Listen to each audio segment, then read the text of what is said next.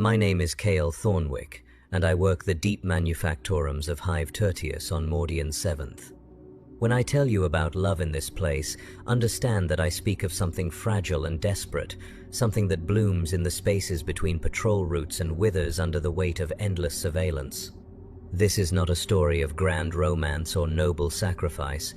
This is about two people trying to find warmth in a world that has forgotten what warmth means. The air tastes of recycled breath and metal shavings down here in sub-level Theta 9.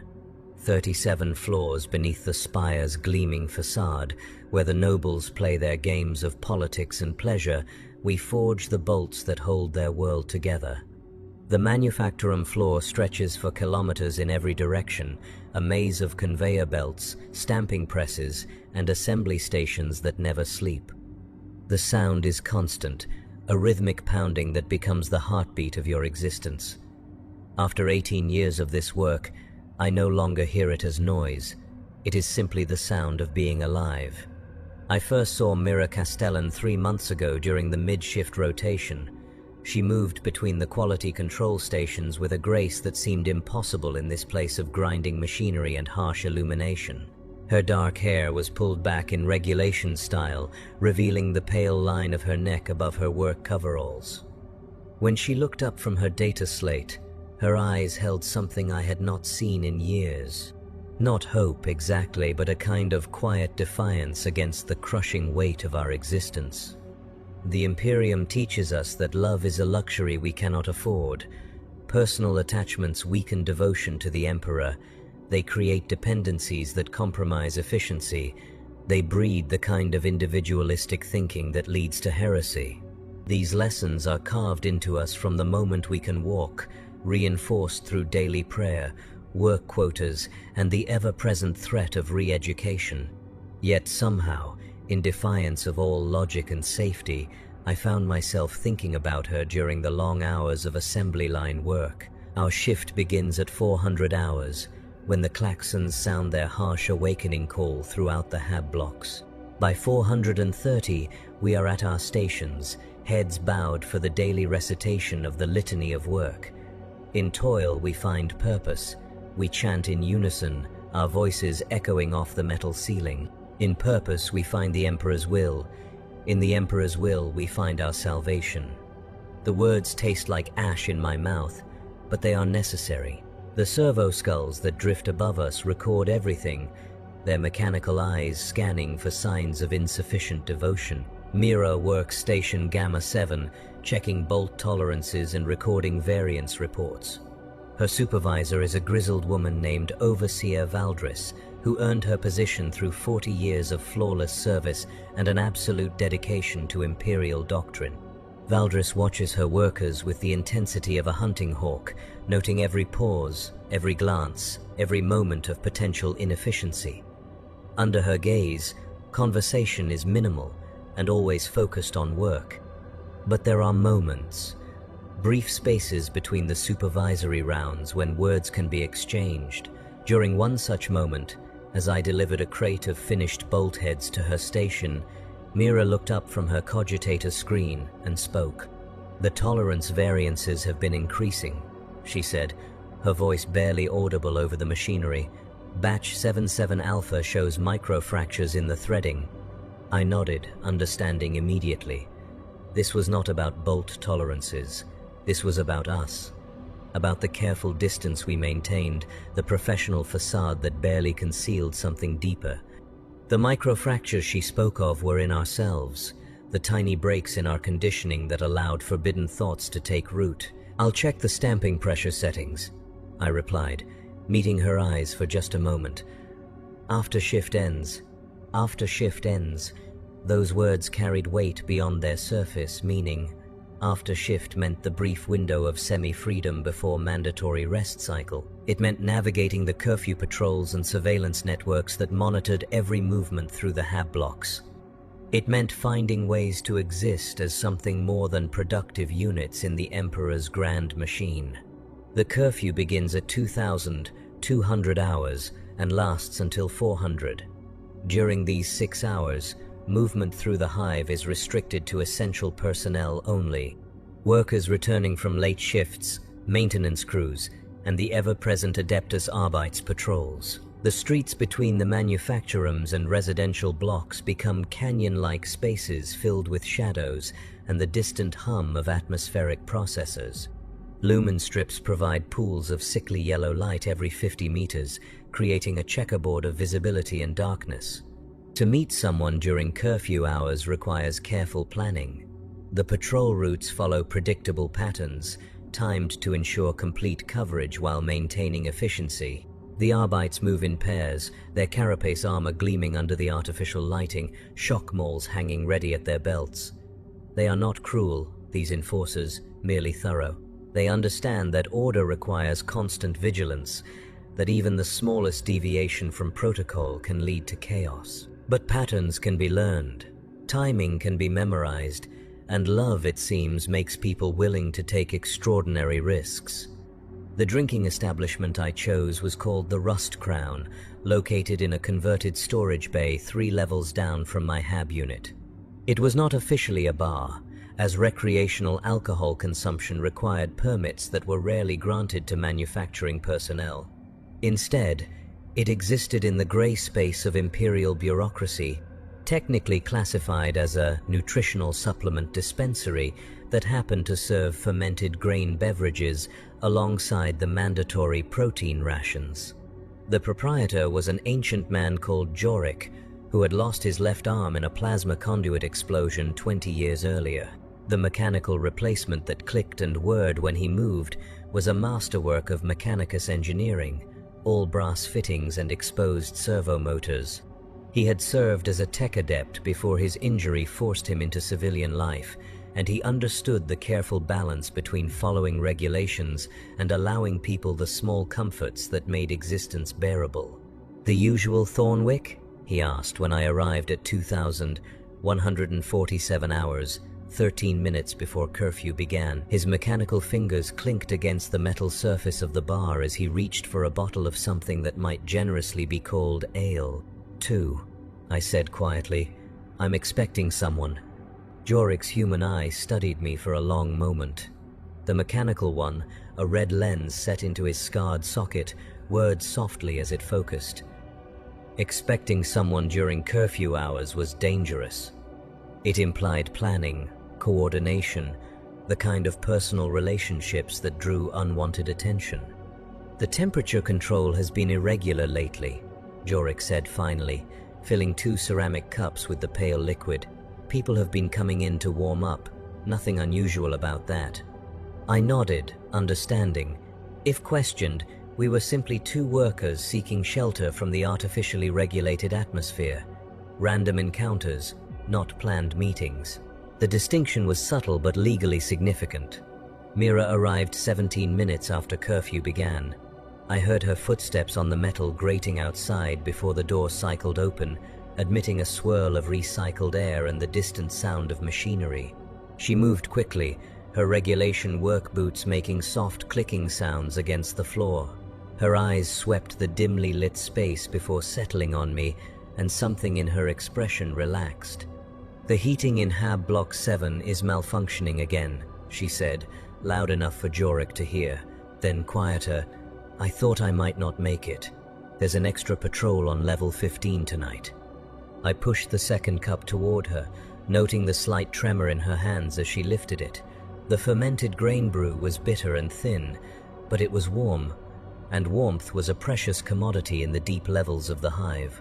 "Equipment failures seem to be increasing," I replied, maintaining the fiction. "Perhaps the Mechanicus needs to perform more thorough maintenance rituals." We spoke like this for nearly an hour, our conversation layered with double meanings and careful omissions. To any listening devices, we were simply 2 workers discussing operational concerns and seeking temporary shelter. But beneath the surface, we were mapping the territories of each other's thoughts, finding the places where our carefully constructed facades showed cracks. Mira had been born in the mid-levels, the daughter of a scribe who served the local administratum office. Her childhood had been spent among data slates and filing systems, learning to navigate the endless bureaucracy that kept the hive functioning. but a clerical error in her educational placement had sent her to the manufacturing levels instead of continuing in administrative service. She spoke of it without bitterness, but I could hear the loss in her voice. The life she might have lived, surrounded by books and knowledge instead of metal and noise. I sometimes wonder what it would be like, she said, staring into her cup, to work with living things instead of machines, growing food maybe, or tending animals, places where things change and grow instead of just wearing down. Such thoughts bordered on dangerous territory. The Imperium's vast cities were built on the principle that humanity's role was to serve the machine of empire, not to engage in primitive agricultural pursuits. But in the dim lighting of the rust crown, with the sound of distant machinery muffling our words, such forbidden dreams felt safe to share. My grandfather told me stories, I said, about the first settlers on Mordian VII, before the hive cities, when there were still open skies and natural weather patterns. He said the air smelled different then, clean. Mira looked up from her drink, her eyes meeting mine across the small table. Do you believe those stories? I want to, I admitted. I want to believe that somewhere, somehow, things were different once. This was perhaps the most heretical thing I had ever said. The imperial truth taught that humanity's current state was the natural and optimal order of existence. To suggest that things had been better in the past, or that they could be different in the future, was to question the fundamental wisdom of the Emperor's design. Yet saying it to her felt like the most honest thing I had ever done. We left separately, spaced 10 minutes apart to avoid creating patterns that surveillance systems might detect. Mira went first, disappearing into the maze of corridors that led back toward the residential blocks.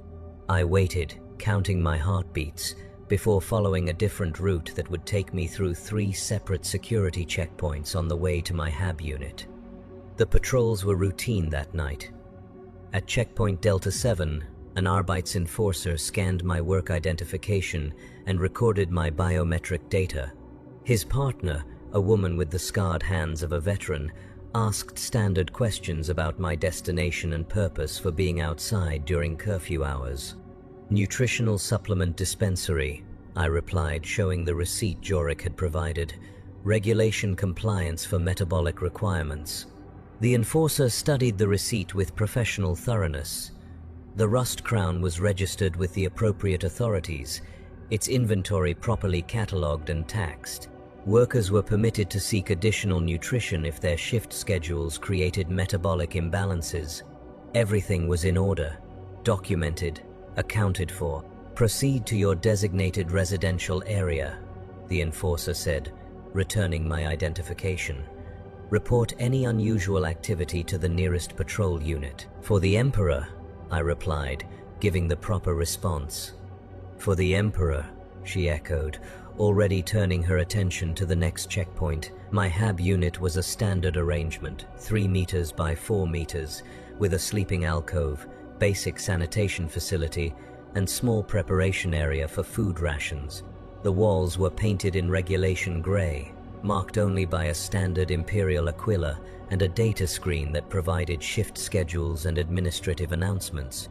It was identical to thousands of other units throughout the residential blocks, designed for efficiency rather than comfort. But that night, as I lay in the narrow sleeping alcove, the space felt different, changed. The memory of conversation, of shared thoughts and careful glances, had transformed it from merely a place of rest into something approaching a home. For the first time in years, I found myself imagining how it might look with small personal touches, a second cup on the preparation counter, clothing that did not belong to me hanging in the storage alcove, the quiet breathing of another person in the darkness. Such thoughts were dangerous, but I could not stop them. They colored my dreams with possibilities that the imperial doctrine would have labeled as heretical self-indulgence. I dreamed of conversations that lasted longer than stolen moments, of walks through corridors where we did not have to pretend to be strangers, of a life where love was not measured against productivity, quotas, and surveillance reports. The next morning's shift began like any other. The klaxons sounded at 400. The litany of work echoed through the manufactorum at 430. The assembly lines resumed their endless rhythm of production, but everything had changed, because now I had something to look forward to beyond the completion of each day's quota. Mira was at her station when I arrived with the morning's delivery of raw materials. She looked up from her data slate as I set down the crate, her expression professionally neutral. But there was something in her eyes, a warmth that had not been there before, that made the harsh lighting seem less oppressive. "Quality control reports from the night shift," she said, handing me a data wafer. "Standard tolerances maintained." "I'll pass this along to the production supervisors," I replied, taking the wafer. Our fingers touched briefly as I accepted it, a contact that lasted perhaps half a second, but sent warmth spreading through my chest. That small touch sustained me through 8 hours of assembly line work, through the mechanical repetition of bolt installation and torque verification, through the midday meal of corpse starch and reclaimed water, through the afternoon productivity lecture and the evening shift change procedures. It was a tiny rebellion against the dehumanizing efficiency of our existence, a reminder that we were more than the sum of our labor output. But small rebellions, like seeds in hostile soil, require careful tending to survive. The second meeting was more difficult to arrange. The patrol schedules had been modified, adding random elements that made timing unpredictable. Extra security sweeps were being conducted in the industrial sectors, ostensibly as part of routine efficiency audits but clearly designed to discourage unauthorized gatherings. The Rust Crown remained open, but Jorik had mentioned increased scrutiny from regulatory inspectors. We communicated through the work assignment system, embedding coded messages in routine production reports. Mira would file variance notifications that included timestamp data. I would respond with delivery confirmations that contained location coordinates. To any reviewing administrator, these were simply the mundane communications required for manufacturing operations. But encoded within the numbers and technical specifications were the desperate plans of two people trying to find each other in a maze of restrictions and surveillance. Bolt delivery to Gamma 7 requires special handling procedures, read one of my reports. Recommend quality assessment at 2,200 hours, Storage Bay 15. Storage Bay 15 was 2 levels below the Rust Crown, in a section of the hive used for long-term inventory storage. The lighting was minimal, activated only by motion sensors that created pools of illumination as workers passed through. During curfew hours, it would be empty except for the automated systems that monitored environmental conditions and inventory levels. I arrived first, moving carefully through corridors I had mapped during previous shifts. The bay was vast and filled with towering shelves of manufactured goods waiting for transport to other sectors of the hive. Somewhere in the darkness above, servo skulls drifted on silent patrol routes, their mechanical eyes recording everything for later review. But the shelving created blind spots, spaces where two people could stand close enough to speak without being observed. Mira appeared 15 minutes later, moving like a ghost through the shadows between the inventory racks. She wore a maintenance technician's coveralls over her regular clothing, the kind that would justify her presence in restricted areas during curfew hours. Her hair was hidden beneath a regulation work hood, but I would have recognized her silhouette anywhere. "This is more dangerous," she said without preamble, settling into the narrow space between two shelving units. "The new patrol patterns are more thorough." "I know," I replied, "but I needed to see you again." The admission hung in the air between us like an accusation. Need was not a word the imperial doctrine encouraged. Need implied dependency, weakness, the kind of personal attachment that compromised loyalty to the emperor. Good citizens wanted only to serve. They needed nothing beyond the opportunity to contribute their labor to the great machine of empire. But I did need her, in ways that went beyond logic or safety or ideological purity.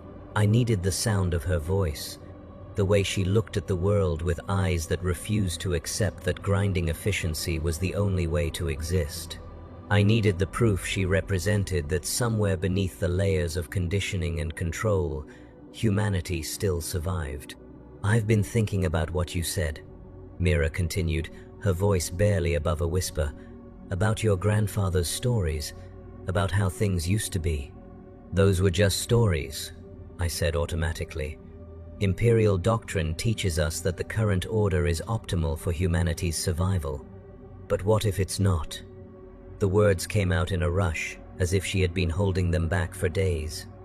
"What if we're not surviving at all, but just dying slowly? What if this isn't life, but just another kind of death?"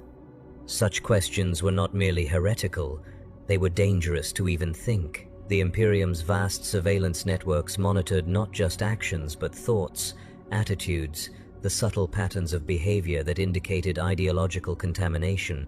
Citizens who asked too many questions about the nature of their existence had a tendency to disappear into re-education facilities or penal colonies. But in the darkness of Storage Bay 15, surrounded by the products of our labor and the mechanical hum of automated systems, her questions felt like the most important words ever spoken. "I don't know," I admitted.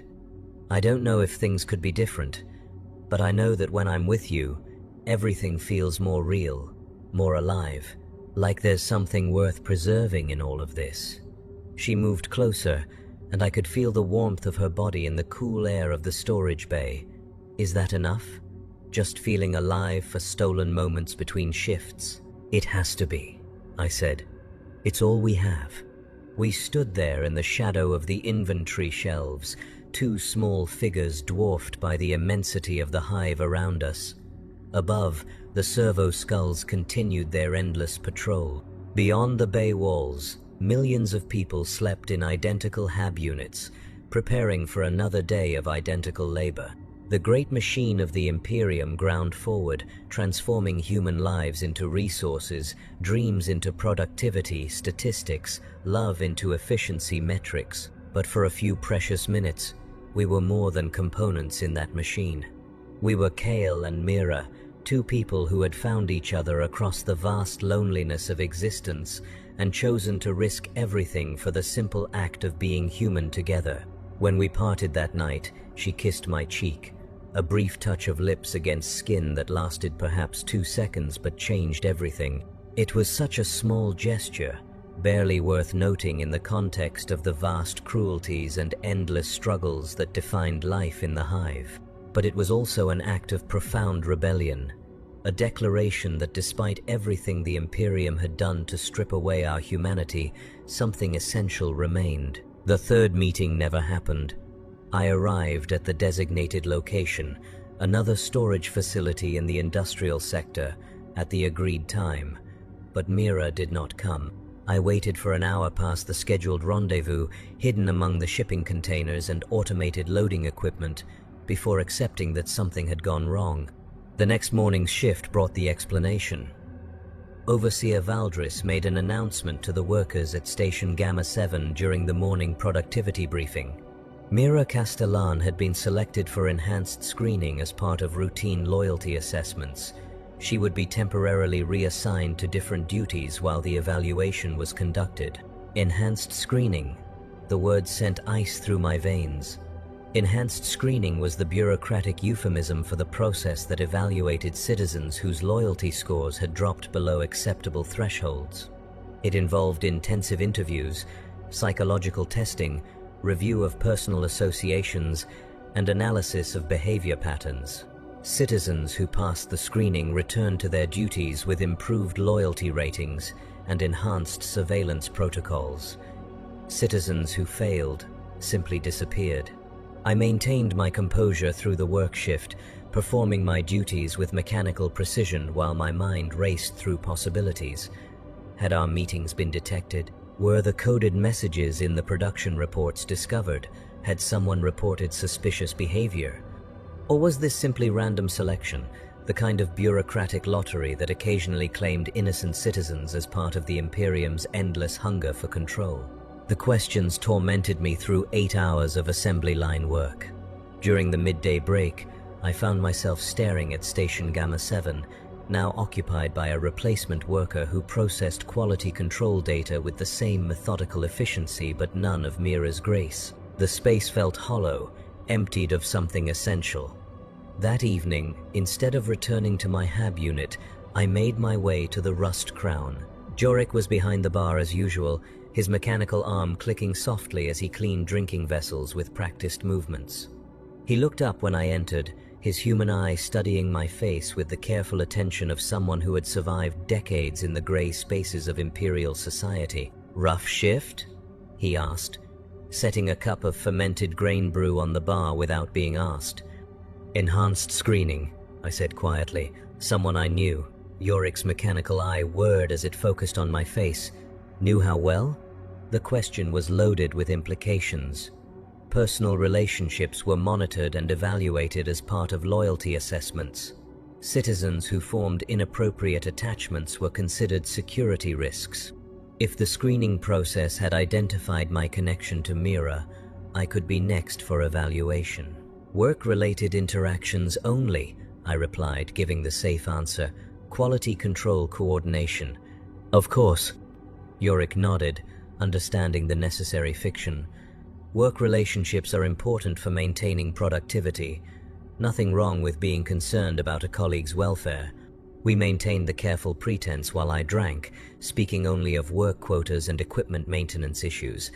But when I prepared to leave, Jorik leaned across the bar and spoke quietly. "Enhanced screening takes 3 weeks," he said. "Standard protocol. After that, workers either return to normal duties or receive new assignments. No point in worrying about things beyond your control." 3 weeks. 21 days of uncertainty, of wondering whether the woman I loved was being systematically broken down by Imperial interrogators or simply processed through routine bureaucratic procedures. 21 days of maintaining normal behavior patterns while fighting the urge to seek information, to ask questions, to do anything that might connect me to her case. The first week was the hardest. Every morning, I expected to be summoned for my own screening. Every patrol encounter during curfew hours seemed to last longer, the questions more probing. Every servo skull that drifted past my workstation felt like an accusation. I performed my duties with obsessive precision, maintained perfect compliance with all regulations, and spoke to no one beyond the minimum requirements of workplace communication. But the summons never came. Either our meetings had not been detected, or I was not considered significant enough to warrant investigation. In the vast machinery of Imperial surveillance, I was just another manufacturing worker, statistically unlikely to pose any meaningful threat to order and stability. The second week brought a different kind of torment. I began to realize how much of my existence had been reorganized around the possibility of seeing her. The careful timing of my deliveries to Station Gamma 7. The routes through the manufactorum that took me past her workspace. The anticipation that had made even the most routine tasks bearable because they might lead to stolen moments of connection. Without that possibility, work became purely mechanical again. The assembly lines resumed their status as instruments of grinding repetition. The harsh lighting returned to being simply harsh. The taste of corpse starch rations, briefly made tolerable by the memory of shared conversations, became bitter again. During the third week, I began to understand what Mira had meant when she asked if we were surviving or just dying slowly.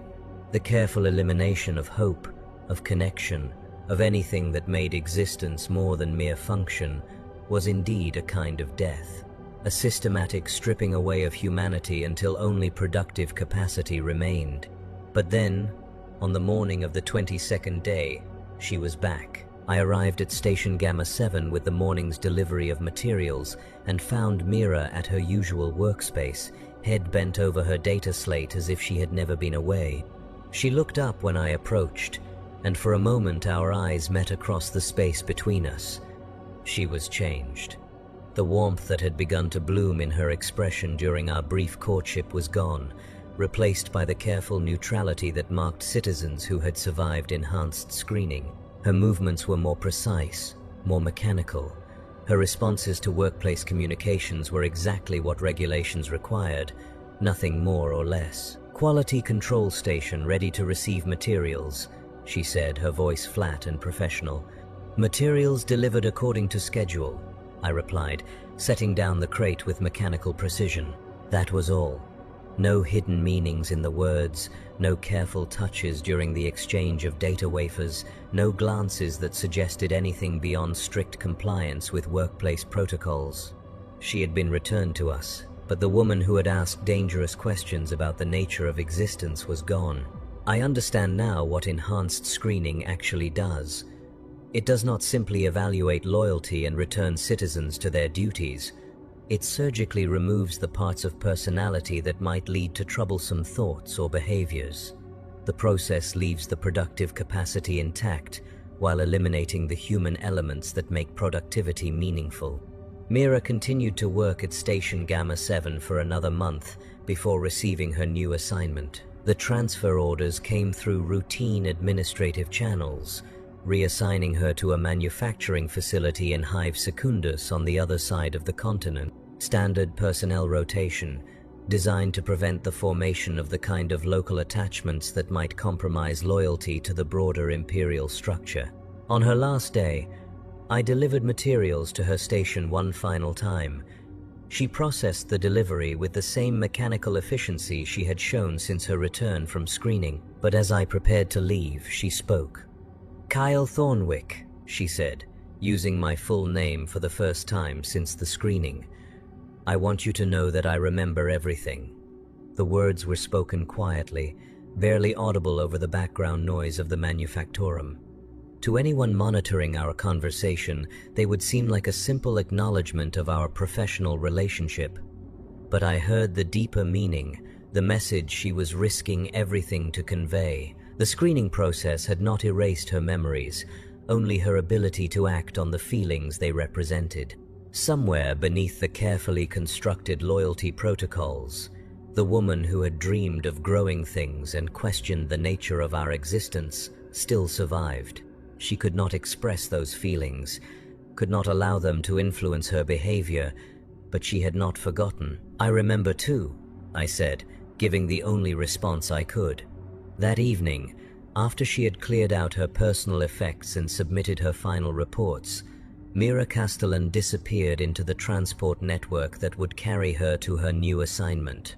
I watched through the observation windows as the cargo lifter rose through the hive levels, carrying her away from everything we had briefly shared. The next morning, her replacement arrived at Station Gamma 7. A young man named Darius, fresh from the educational facilities, eager to prove his worth through devotion to duty and compliance with regulations. He processed quality control data with admirable efficiency and maintained perfect workplace communication protocols. But the space remained empty, hollowed out by the absence of something that had never officially existed. That was 6 months ago. I continue to work the deep levels of the manufactorum, delivering materials and maintaining production schedules with mechanical precision. The assembly lines turn out their quotas of bolts and fasteners, contributing to the vast construction projects that keep the Imperium functioning. The servo skulls drift overhead, recording everything for later analysis. The patrol routes continue their predictable patterns through the corridors and hab blocks. During curfew hours, I sometimes find myself walking past Storage Bay 15, where we once stood together in the shadow of inventory shelves and spoke dangerous words about the nature of existence. The space is unchanged, filled with the same products waiting for transport to other sectors of the hive. But it feels different now, haunted by the memory of two people who briefly found each other in the vast loneliness of the Imperial machine. I no longer visit the Rust Crown. The risk-to-benefit calculation no longer makes sense without someone to share the carefully maintained fiction of seeking shelter from atmospheric irregularities. Jorik nods when I pass his establishment during shift changes, a slight acknowledgement between survivors who understand the price of small comforts in a system designed to eliminate them. But I have not stopped thinking about the questions Mira asked in those precious stolen moments, about the difference between survival and slow death, about what humanity means in a context designed to strip it away, about whether the tiny rebellions of connection and care are worth the enormous risks they entail. The answers, I think, depend on what you believe survival actually means. If survival is simply the continuation of biological function within acceptable productivity parameters, then the imperial system succeeds brilliantly. The hive cities house billions of human beings who eat their rations, perform their duties, and contribute their labor to the great machine of empire. They survive, in the most basic sense of the word. But if survival means something more than mere function, if it requires the preservation of the qualities that make existence meaningful rather than simply sustainable, then the picture becomes more complex. The careful elimination of personal attachments, individual dreams, and the capacity for love might preserve the body while killing something essential in the soul. I cannot know what happened to Mira Castellan after her transport disappeared into the maze of the hive's upper levels. The personnel records show only that she was successfully reassigned to productive duties in another facility, her loyalty rating restored to acceptable levels through the enhanced screening process. She exists somewhere in the vast network of imperial manufacturing, processing quality control data with the same mechanical precision she demonstrated during her final weeks at Station Gamma 7. But I choose to believe that somewhere beneath the careful conditioning and behavioral protocols, the woman who kissed my cheek in Storage Bay 15 still exists. The part of her that questioned whether grinding efficiency was truly the optimal state of human existence, that dreamed of growing things and tending to life instead of merely maintaining machines, that was brave enough to risk everything for stolen moments of connection. I choose to believe this not because I have any evidence to support it, but because the alternative is unbearable. If love can be surgically removed without leaving any trace, if the capacity for human connection can be eliminated while leaving the rest of personality intact, then we are not really human at all. We are simply very sophisticated machines, programmed to mimic humanity while serving functions that require no actual human qualities. The Imperium teaches us that such beliefs are dangerous, that hope is a luxury we cannot afford, that love is a weakness that compromises our ability to serve. These lessons are repeated in daily prayers, work briefings, and the constant presence of surveillance systems that monitor every deviation from optimal behavior patterns. They are carved into the very architecture of the hive cities, designed to channel human movement and thought toward maximum productivity.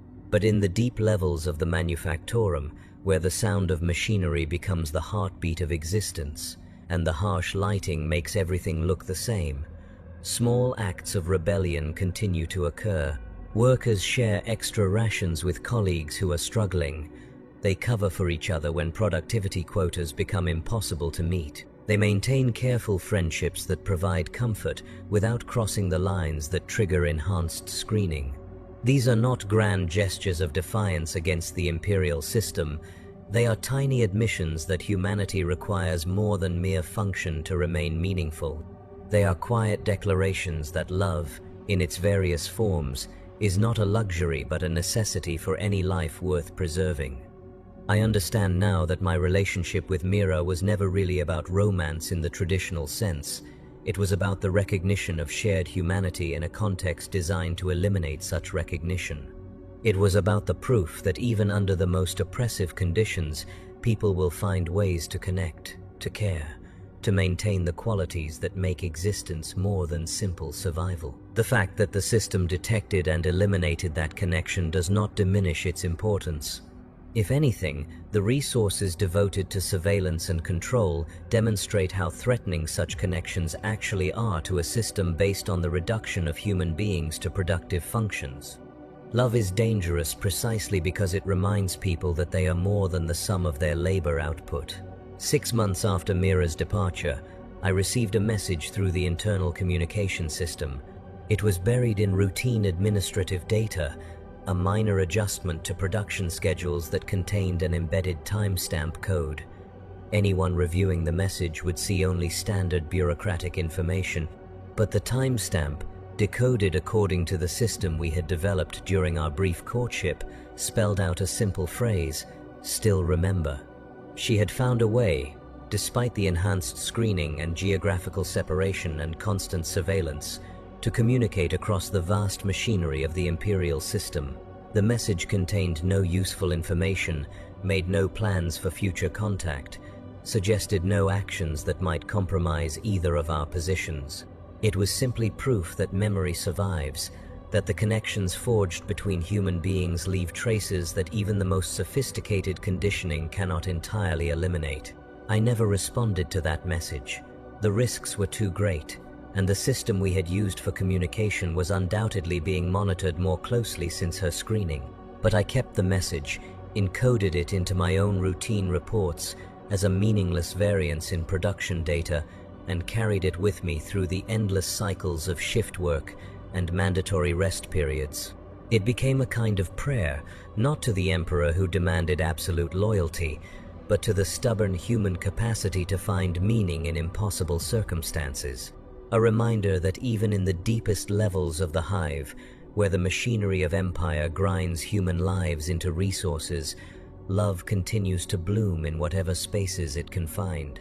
The dating scene in Hive Tertius, such as it exists, consists of these tiny rebellions against a system designed to eliminate them.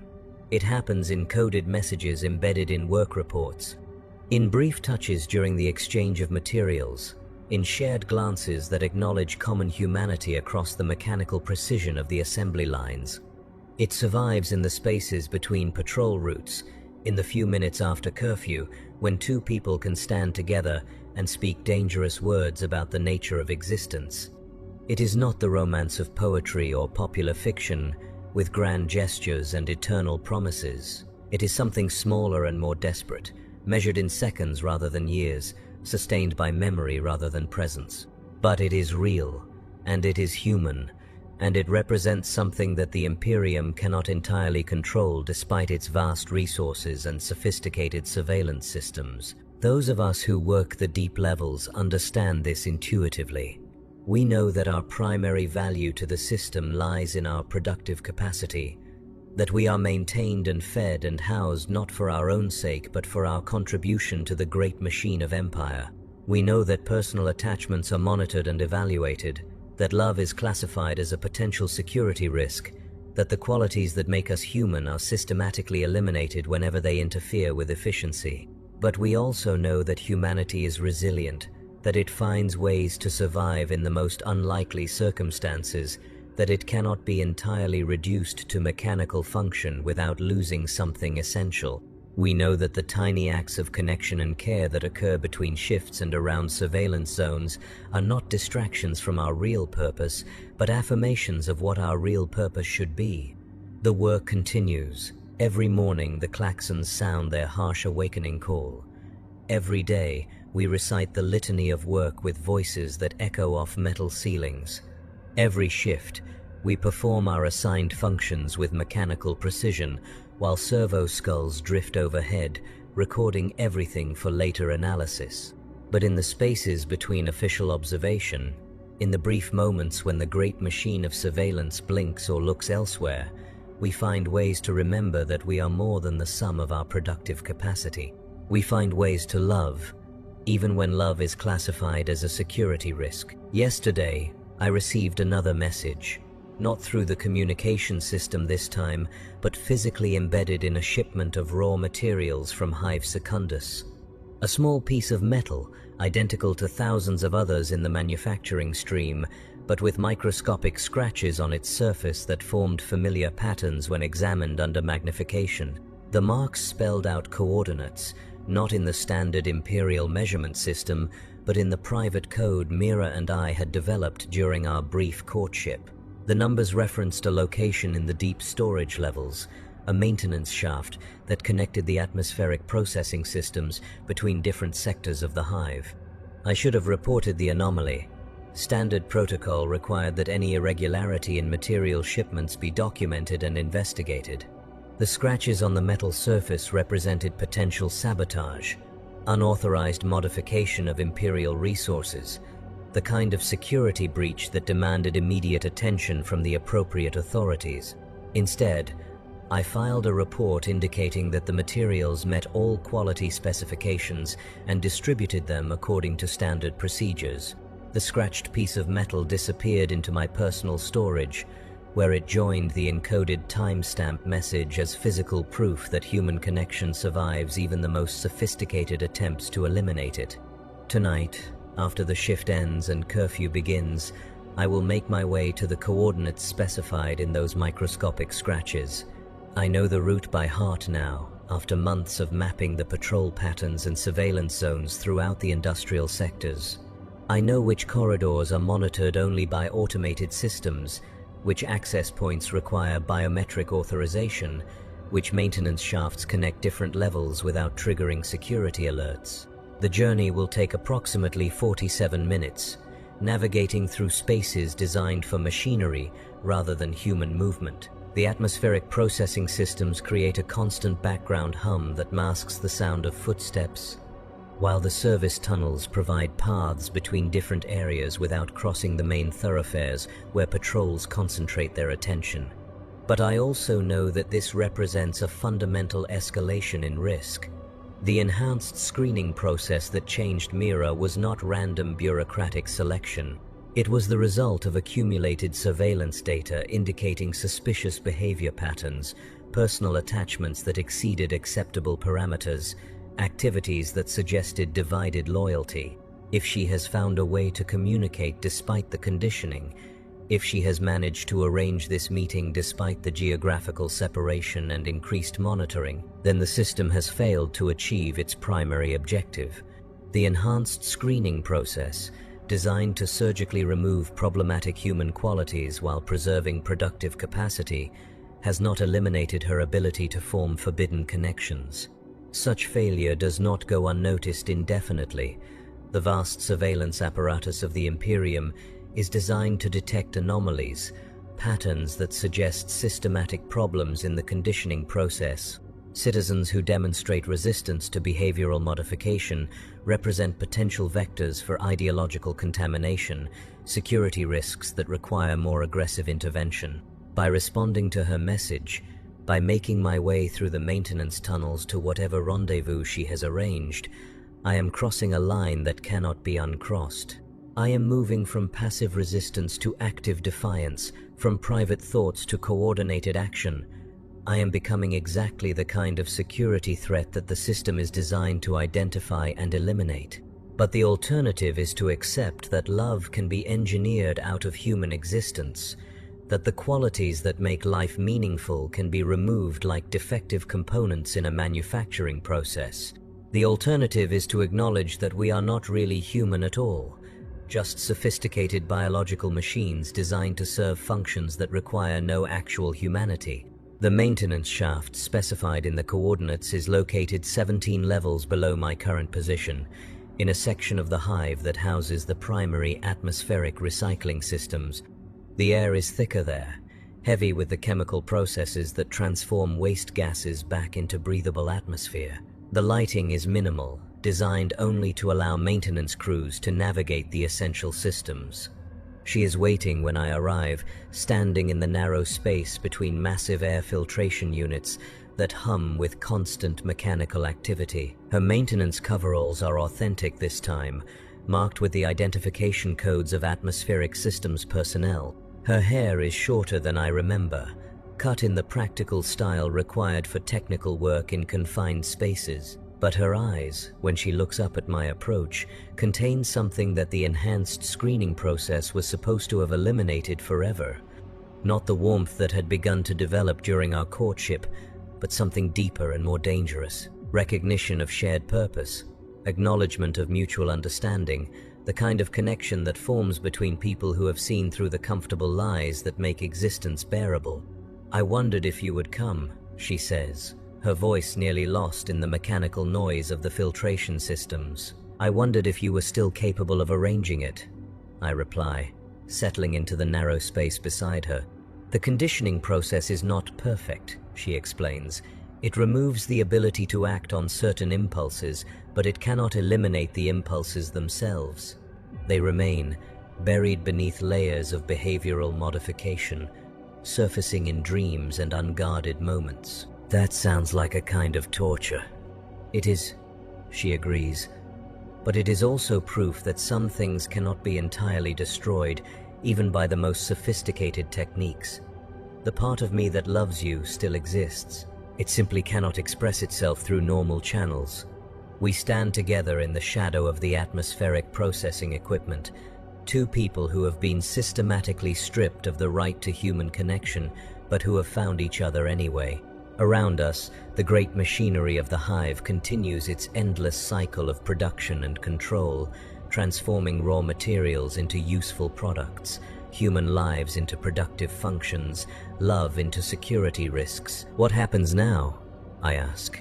Now we face a choice, she says. We can return to our assigned positions, maintain acceptable behavior patterns, and hope that our accumulated deviations remain below the threshold for additional intervention.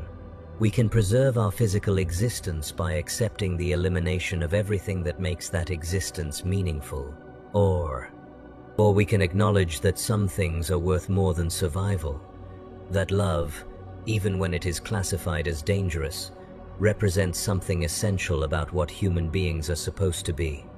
That resistance to dehumanization is not just a personal choice but a moral obligation. She reaches into her coveralls and withdraws a small device, no larger than my thumb, constructed from components that I recognize as standard manufacturing materials but assembled in configurations that violate every safety protocol I have ever learned. The device pulses with a soft blue light that seems to sync with the rhythm of my heartbeat. What is it? A transmission beacon, she explains, designed to broadcast on frequencies that are not monitored by standard surveillance systems. It can send a simple message, coordinates and timing data, to similar devices throughout the hive network. A message to who? Others like us, people who have been processed through enhanced screening but who retain some capacity for human connection. Workers who have discovered that the system cannot entirely eliminate the qualities that make existence meaningful. Citizens who understand that survival without humanity is not actually survival at all. The implications are staggering. She is describing not just individual resistance but organized coordination, a network of people who have somehow maintained forbidden connections despite the most sophisticated conditioning techniques the Imperium can deploy. A conspiracy of love, hidden beneath layers of behavioral modification and surveillance protocols. How many? I ask. More than you might expect, fewer than we need. The enhanced screening process creates a population of citizens who remember what they have lost, who carry the psychological scars of systematic dehumanization. Some break under the pressure, accepting the elimination of their humanity as the price of continued existence. But others find ways to resist, to maintain connections that should no longer be possible. And what do these connections accomplish? What can a network of love accomplish against the machinery of an empire? Perhaps nothing, she admits. Perhaps we are simply prolonging our own suffering, creating elaborate justifications for hope in a context that has systematically eliminated all rational basis for hope. Perhaps resistance is just another form of collaboration with our own destruction. She pauses, studying the device in her hands with the careful attention of someone who understands its true significance.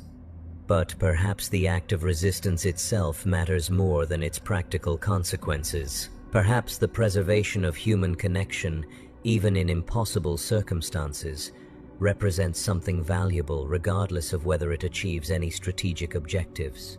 Perhaps love is not a means to an end, but an end in itself, worth preserving even when preservation seems futile. The blue light of the transmission beacon pulses more rapidly now, synchronized with patterns I do not recognize but which feel familiar in ways that bypass rational analysis. Around us, the atmospheric processing systems continue their work, filtering the recycled air that keeps millions of people alive in the artificial environment of the hive. If I activate this device, she continues, if I send the signal that will connect us to the broader network of resistance, we cross a line that cannot be uncrossed. We become active participants in something that the Imperium will classify as sedition, heresy, treason against the fundamental order of human existence. And if we don't, then we return to our assigned functions. We process quality control data and deliver materials, and recite the daily litanies with voices that echo off metal ceilings. We preserve our physical existence by accepting the systematic elimination of our humanity. We survive in the most basic sense while dying in every way that actually matters. The choice, when presented so starkly, seems almost absurd. Risk everything for the possibility of meaningful human connection, or accept guaranteed survival in exchange for the elimination of everything that makes survival worthwhile. Gamble our lives on love, or preserve our lives by abandoning love forever. But I understand now that this is not really a choice at all.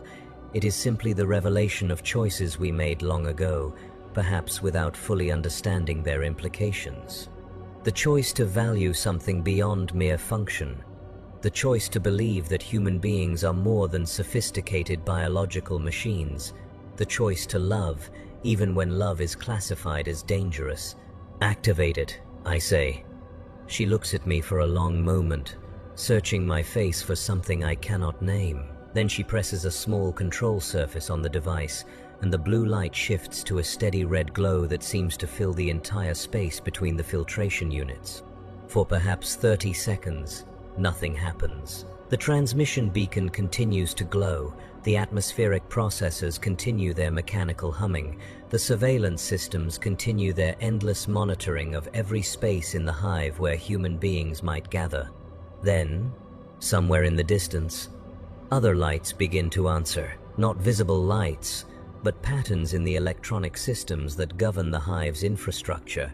Tiny fluctuations in power consumption that spell out messages in code, brief modifications to data streams that carry information between different administrative sectors, microscopic alterations to the endless flow of information that keeps the great machine of the Imperium functioning. The network is responding, throughout the industrial levels, in hab blocks and manufacturing facilities, in storage areas and transportation hubs. Devices similar to ours are acknowledging the transmission. People who have been systematically stripped of the right to human connection are revealing themselves, announcing their continued existence despite everything the system has done to eliminate them. How many? I ask again, watching the patterns of response multiply across the various displays. More than I hoped, she says. More than should be possible given the efficiency of the conditioning process. Enough to suggest that human nature is more resilient than the architects of the system believed. But even as she speaks, I can see new patterns emerging in the data streams. Not the organic responses of the resistance network, but the systematic signatures of automated surveillance systems detecting anomalies in normal operation. The transmission beacon, for all its sophisticated design, cannot hide the fact that forbidden communication is occurring. Somewhere in the vast computational systems that monitor every aspect of hive operations, alerts are being generated. Security protocols are activating. The machinery of control is responding to the detection of organized resistance with the mechanical precision that characterizes all Imperial responses to threats. They know, I say. Yes, she agrees. They know. How long do we have? Minutes, perhaps. Long enough to understand what we have accomplished. Long enough to see the scope of what we are fighting for. The red glow of the transmission beacon is fading now, its power source depleted by the effort of coordinating communication across the vast distances of the hive network. But the responses continue. Patterns of acknowledgement and connection that reveal the true extent of the resistance. They are everywhere, in every sector, every level, every functional area of the hive's operations. Workers who process food distribution, technicians who maintain transportation systems, clerks who file administrative reports, guards who patrol the corridors during curfew hours, all of them carrying some fragment of unprocessed humanity, some capacity for connection that the enhanced screening process failed to eliminate. This is what love looks like in the deep levels of the Imperium, Mira says, watching the patterns of response with something that might be satisfaction. Not romance or passion or the grand gestures of popular fiction, but the stubborn refusal to accept that human beings can be reduced to mere function. The insistence that connection matters more than survival, that some things are worth preserving even when preservation seems impossible. The sound of boots on metal grating echoes through the maintenance shaft, still distant but approaching with the steady rhythm of professional search patterns. The Arbeits response teams have located our general area and are conducting systematic sweeps to identify our exact position. We have perhaps 2 minutes before they reach this section of the atmospheric processing system. "Do you regret any of it?" she asks. "The meetings, the messages, the risk we took just to prove that we were still human? All of it. The choice to love when love was forbidden. The decision to connect when connection was classified as dangerous. The refusal to accept that survival without humanity was worth having." I consider the question while listening to the approaching footsteps of the enforcement teams. In 2 minutes, perhaps less, our brief rebellion will end. We will be processed through whatever enhanced screening protocols are reserved for citizens who demonstrate active resistance to the conditioning system. The parts of our personalities that allowed us to love will be surgically removed with greater precision and permanence. If we survive the process at all. No, I say finally. I don't regret it. Even if it ends here, even if we accomplished nothing except proving that resistance was possible, even if love in the end could not overcome the machinery of control, I don't regret trying, even though it failed? Did it fail? I ask, gesturing toward the patterns of response still flickering across the various displays. Look around us. Look at what we revealed. Hundreds of people throughout this hive, thousands perhaps, who retained some capacity for human connection despite everything the system did to eliminate it. A network of love that existed in the spaces between official observation. A network that will be systematically dismantled now that it has been exposed, perhaps. But the knowledge that it existed, that it was possible, that human beings found ways to love even under these conditions, that knowledge cannot be eliminated. It becomes part of the historical record, proof that resistance occurred even when resistance seemed futile. The footsteps are closer now, accompanied by the electronic signatures of scanner equipment designed to detect human presence in confined spaces. The enforcement teams are moving with practiced efficiency through the maintenance areas, following protocols developed over centuries of suppressing exactly this kind of organized resistance. Mira reaches for my hand, and I take it without hesitation. Her skin is warm against mine, a reminder of the physical reality that underlies all the abstract discussions of love and resistance and human nature. For these final moments, we are not symbols or security risks, or examples of systematic conditioning failure. We are simply Kale and Mira, two people who found each other across the vast loneliness of existence and chose to risk everything for the privilege of being human together.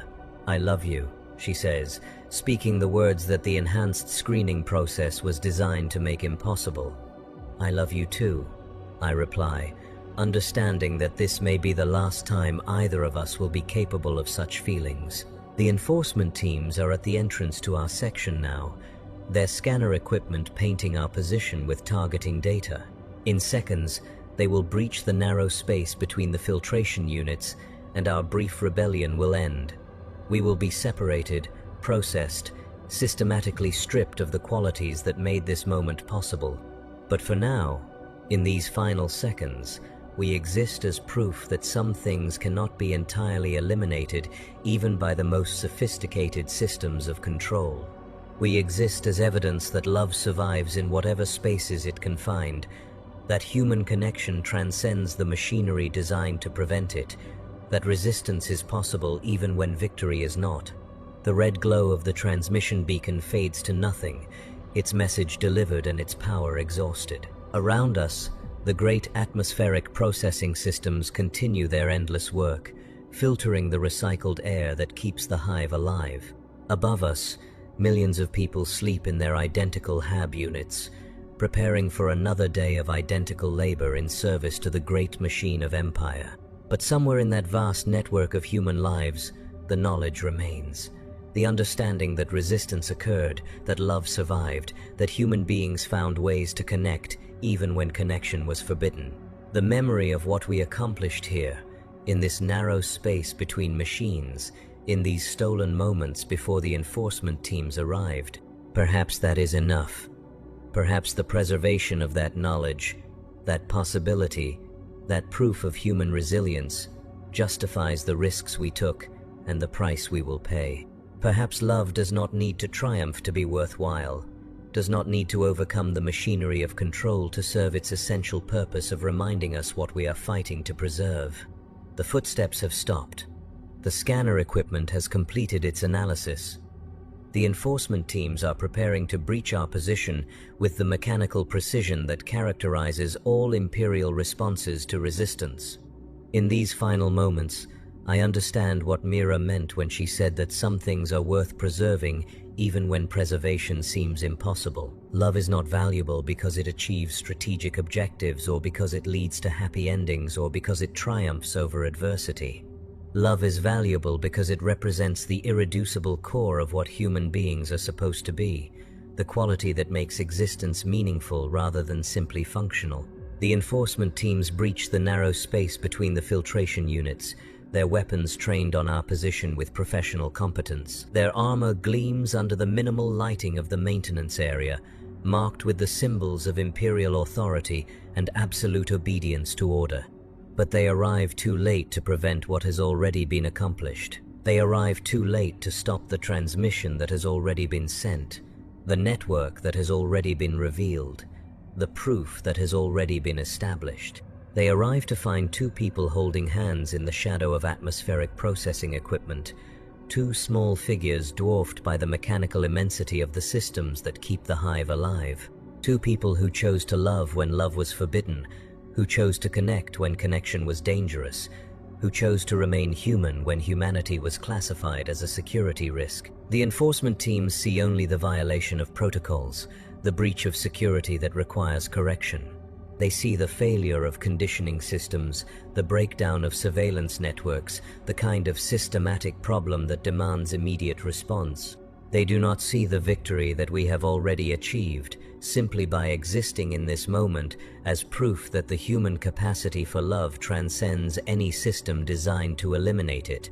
The last thing I see before the shock weapon's discharge is Mira's face, illuminated by the red warning lights of the enforcement team's equipment. Her expression shows no fear, no regret, only a kind of quiet satisfaction at having chosen love over survival, connection over safety, humanity over the grinding efficiency of the Imperial machine. Then the electrical discharge courses through our nervous systems, and consciousness fades into the mechanical darkness that awaits all citizens who demonstrate insufficient loyalty to the optimal order of existence. But somewhere in the vast network of the hive's infrastructure, the patterns of response continue to flicker. The proof of resistance spreads through communication channels that the enforcement teams have not yet identified. The knowledge that love survived, even briefly, even in the most impossible circumstances, becomes part of the historical record that no amount of screening or conditioning can entirely erase. And in the deep levels of the manufactorum, where the sound of machinery becomes the heartbeat of existence and harsh lighting makes everything look the same, other workers continue their shifts with the knowledge that connection is possible, that resistance occurred, that two people found each other across the vast loneliness of empire and chose to risk everything for the privilege of being human together. The dating scene in Hive Tertius continues, hidden in coded messages and stolen glances, sustained by the memory of what Kale and Mira accomplished in their brief rebellion against the systematic elimination of love. It continues because human beings, no matter how sophisticated the machinery designed to control them, retain some irreducible capacity for the connections that make existence meaningful. It continues because love, even when it fails, even when it leads to capture and conditioning and the surgical removal of the qualities that made it possible, serves as proof that some things transcend the machinery of empire. It continues because somewhere in the darkness between the patrol routes, in the spaces where surveillance systems blink or look elsewhere, people still find ways to touch each other's hands and speak dangerous words about the nature of what they are fighting to preserve. And it continues because the alternative, The acceptance that human beings can be reduced to mere productive function without losing anything essential is a surrender that the stubborn core of humanity refuses to make, no matter how sophisticated the systems designed to force that surrender become.